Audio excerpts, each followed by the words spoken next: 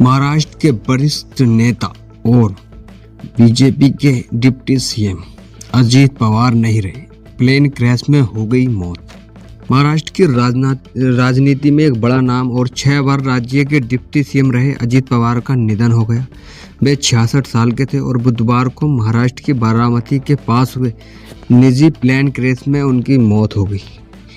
महाराष्ट्र के deputy CM Ajit Pawar नहीं रहे। 66 साल की उम्र में उनका एक प्लेन क्रैश के दौरान बुधवार को निधन हो गया। उनका विमान महाराष्ट्र के बारामती के पास दुर्घटनाग्रस्त हुआ। 6 बार राज्य के उप मुख्यमंत्री चुने गए और अजीत पवार की गिनती महाराष्ट्र के सबसे अमीर नेताओं में भी थी। उनकी नेटवर्थ की बात करें तो वो अपने पीछे करीब 124 करोड़ रुपए से भी ज़्यादा की संपत्ति छोड़कर गए हैं। एनसीपी नेता और महाराष्ट्र के उप मुख्यमंत्री अजीत पवार को ले जा रहा एक विमान के साथ बड़ा हादसा सामने आया। बुधवार सुबह महाराष्ट्र के बारामती में लैंड के वक्त प्लेन क्रैश होने की जानकारी सामने आई। वह किसी कार्यक्रम के लिए बारामती जा रहा था। इस हादसे में उनका निधन हो गया। दिवंगत अजीत पवार के नाम महाराष्ट्र में सबसे ज़्यादा बार डिप्टी सीएम बनने का रिकॉर्ड रहा। साल 2024 में हुए विधानसभा चुनावों के दौरान उन्होंने अपनी संपत्ति का खुलासा चुनाव आयोग के सामने एक हल्फनामे में किया था।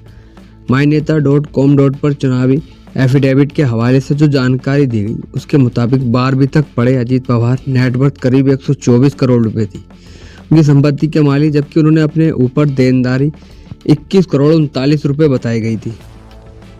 चुनाव आयोग में जमा कराए गए हल्फनामे में शेयर की गई जानकारी पर नजर डालें तो उनके परिवार के पास कुल कैश 14,12,000 रुपए था, जबकि कई बैंकों के अकाउंट्स में 6 करोड़ 81 लाख रुपए से ज़्यादा डिपॉजिट थे।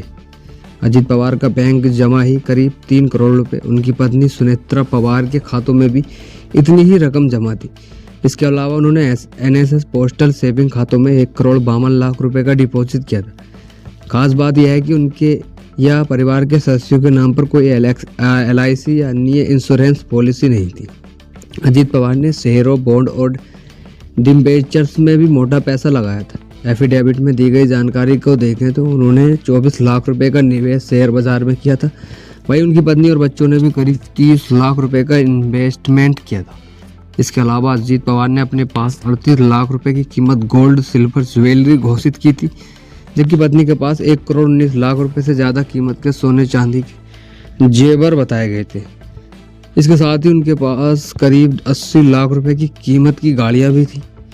बात करें अजीत पवार की अंचल संपत्ति के बारे में तो वे अपने पीछे परिवार के लिए करोड़ों की जमीन जायदाद छोड़ गए। चुनावी हल्फनामे के मुताबिक उनके और उनकी पत्नी के पास करीब 13 करोड़ 21 लाख रुपए की कीमत की एग्रीकल्चर लैंड दर्ज है। इसके अलावा 37 करोड़ रुपए की वैल्यू नॉन एग्रीकल्चर लैंड भी है। कॉमर्शियल प्रॉपर्टी भी उनके नाम पर थी, जिसमें 11 करोड़ रुपए से ज़्यादा कीमत की कॉमर्शियल बिल्डिंग शामिल है।